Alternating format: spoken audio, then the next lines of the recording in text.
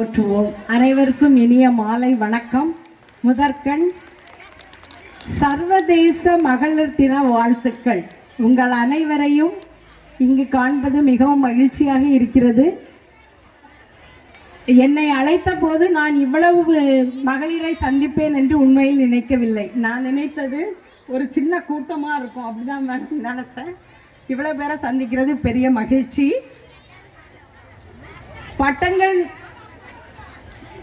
சட்டங்கள் செய்வதும் பட்டங்கள் ஆழ்வதும் பெண்மை என்று பாரதியார் கவிஞர் சொல்லியிருக்கிறாரு. டாக்டர் நமக்கு எல்லாம் சொல்லிட்டாங்க. எப்படி படிக்க வைக்கணும், முதல் 7ல் என்ன செய்யணும், அடுத்த 7ல் என்ன செய்யணும், அடுத்த 7ல்.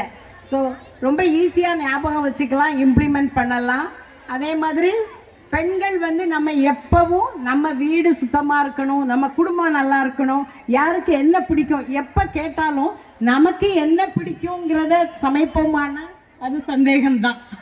அதெல்லாம் ரொம்ப தெளிவாக அழகாக சொல்லிட்டாங்க.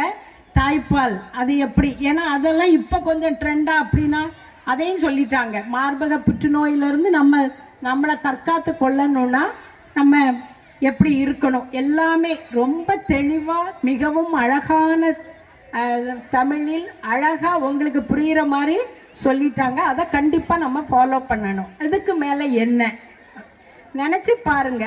ஒரு காலத்தில் பெண்களுக்கு கல்வி எட்டாக்கனியாக இருந்தது.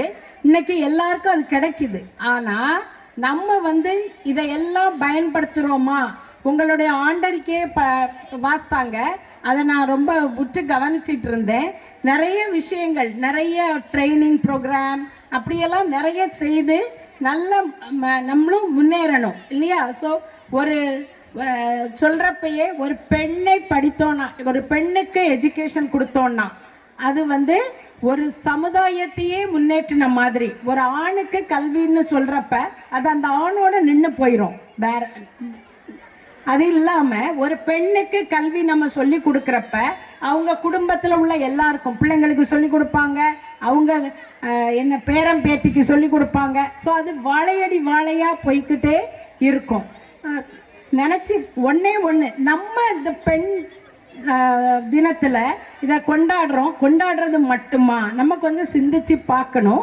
நம்மளால இந்த சமுதாயத்தில் என்ன மாற்றத்தை கொண்டு வர முடியும்? அதுக்கு பெரிய படிப்பு படிச்சிருக்கணும் அப்படிலாம் இல்லை.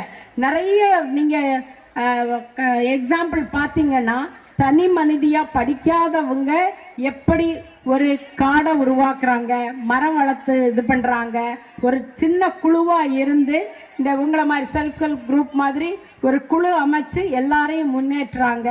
ஸோ இப்படி நிறைய பெண்களை பற்றி நம்ம படிக்கலாம். அதாவது டாக்டர் ஏற்கனவே சொன்னாங்க, கல்பனா சாவ்லா, அதே மாதிரி ஜான்சி ராணி, வேலு நாச்சியார், நிறைய சொல்லலாம். ஓகே, நம்ம வேலு நாச்சியார்லாம் நம்ம தமிழ் பெண், அப்படி தானே? நம்ம தமிழ் கலாச்சாரத்தில் வந்தவங்க. தமிழ் பெண்கள்னாலே நம்ம அந்த காலத்தில் படிச்சிருக்கோம். புலியவே எதால விரட்டுனாங்கன்னு படிச்சிருக்கோம். புலி முரத்தால. Very good. ஓகே, ஸோ அவ்வளோ வீரம் மிக்கவங்க. ஸோ நம்ம எந்த விதத்துலையும் ஆணும் பெண்ணும் சரிக்கு சமம் தான். ஆனால் இன்னைக்கு சொசைட்டியில் அப்படி இருக்கான்னு இப்போ கொஞ்சம் கொஞ்சம் மாறிட்டு வருது. ஆனால் உங்கள் பங்கில் நீங்கள் என்ன செய்யணும்னா, நம்ம வீட்டில் இருக்கிற ஆணையும் பெண்ணையும் சமமாக பாவித்து நடத்த வேண்டும். எப்படி ஆணுக்கு நம்ம நல்ல உணவு கொடுத்து நல்லா இது பண்ணணும் அப்படின்னு நினைக்கிற மாதிரியே பெண் பிள்ளைகிட்ட நீ நல்லா என்ன வீட்டை பெருக்கி சுத்தம் பண்ணுற வேலை, பாத்திரம் கழுவுற வேலை, இதெல்லாம் செய்யணும். ஏன்னா இன்னொரு வீட்டுக்கு போகிற பெண் அப்படின்னு சொல்லி வளர்க்காதீங்க.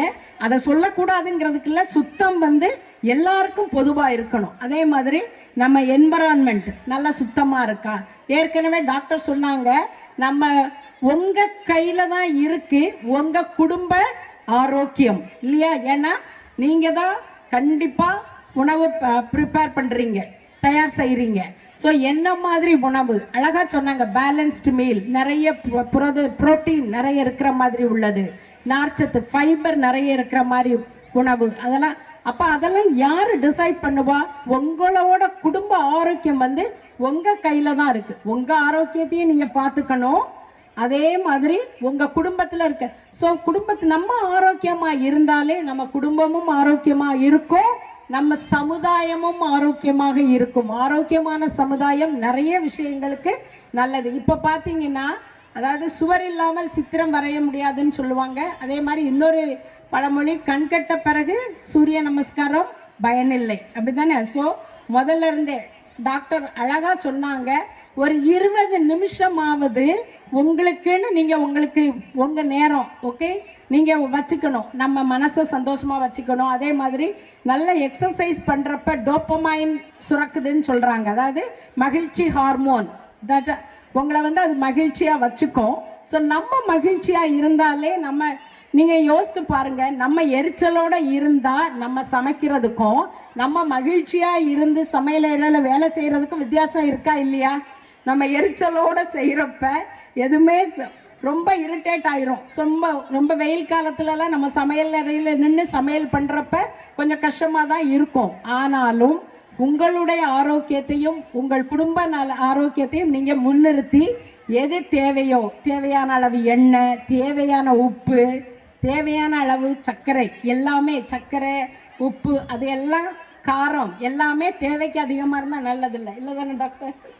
அழகாக சொன்னாங்க டாக்டர். நிறைய விஷயங்கள் அவங்க ஏற்கனவே உங்களுக்கு சொல்லிட்டாங்க.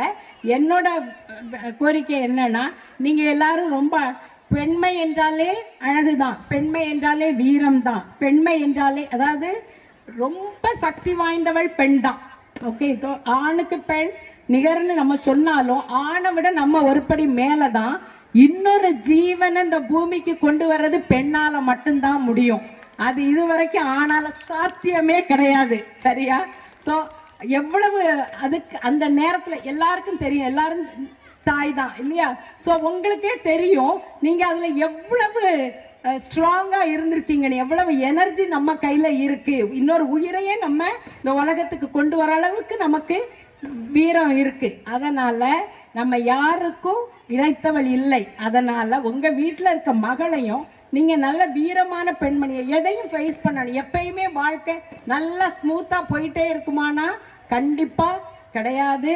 ஓகே, சந்தோஷமும் வரும், துக்கமும் வரும். அதே மாதிரி எந்த இதுனாலும் எந்த பிரச்சனைகளுக்கும் தீர்வு உண்டானா கண்டிப்பாக தீர்வு உண்டு. அதே மாதிரி மொபைல், இந்த டெக்னாலஜி எவ்வளோ யூஸ் பண்ணுறோம், எல்லா டெக்னாலஜிலையும் நல்லதும் இருக்கும் கெட்டதும் இருக்கும். ஸோ ஒரு கத்தியை கூட நல்லதுக்கும் பயன்படுத்தலாம், காய்கறி நறுக்கிறதுக்கும் பயன்படுத்தலாம், நம்ம தெரியாமல் அறுத்தோன்னா நம்ம கையை அறுத்து போகிறதுக்கும் வாய்ப்பு இருக்குது. ஸோ எதையுமே கவனமாக பயன்படுத்தணும். நீங்களும் கவனமாக இருங்க. டெக்னாலஜி மொபைல் அதெல்லாம் யூஸ் பண்ணுறப்ப அதே மாதிரி உங்கள் பிள்ளைங்ககிட்டையும் அதை கவனமாக யூஸ் பண்ண சொல்லுங்கள். தேவைக்கு பயன்படுத்துங்க.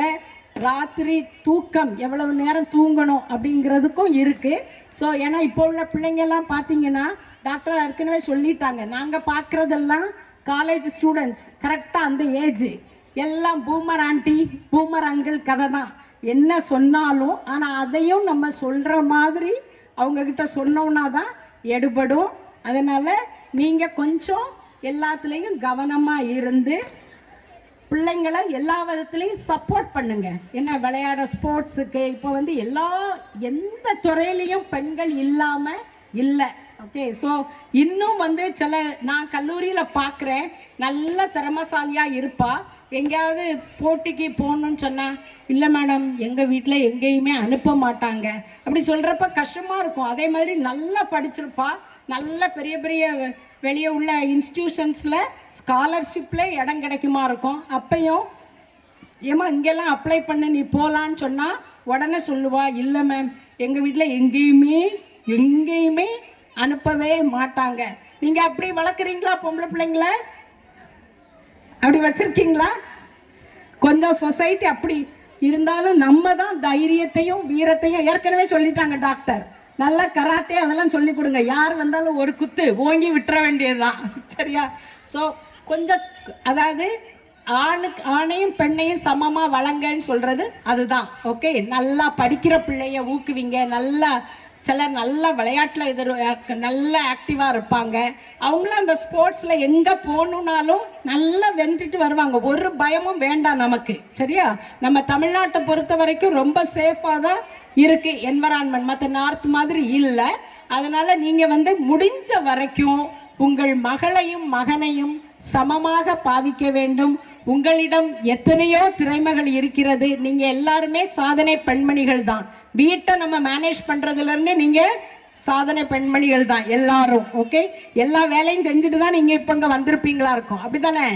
வீட்டில் வேலை இருந்தாலும் எல்லாரும். ஸோ அதே ஒரு பெரிய சாதனை தான். அதனால் சாதனை படைக்கிறதுக்கு பெரிய ஆளாக இருக்கணுங்கிறது அவசியம் கிடையாது. நம்ம இதில் நம்ம சாதனை பெண்மணிகள் தான். அதனால் நம்மளை எப்படியெல்லாம் முன்னேற்றிக்கிறது அப்படின்னு கொஞ்சம் பாருங்கள். ஒவ்வொரு நாளும் உங்களுக்கான நேரம் என்று கொஞ்சம் ஒதுக்கி சிந்தித்து பாருங்கள். உங்கள் உடல் நலனில் அக்கறை கொள்ளுங்கள். உங்கள் மகனையும் மகளையும் சமமாக வளர்த்து மகள்களுக்கும் வளர்ச்சிக்கு எந்த தடையும் போடாதீர்கள் என்று கூறிக்கொண்டு மீண்டும் உங்களுக்கு சர்வதேச மகளிர் தின வாழ்த்துக்களை சொல்லிக்கொண்டு எனக்கு இந்த வாய்ப்பளித்த உங்கள் அனைவருக்கும் நன்றி கூறி நன்றி, வணக்கம்.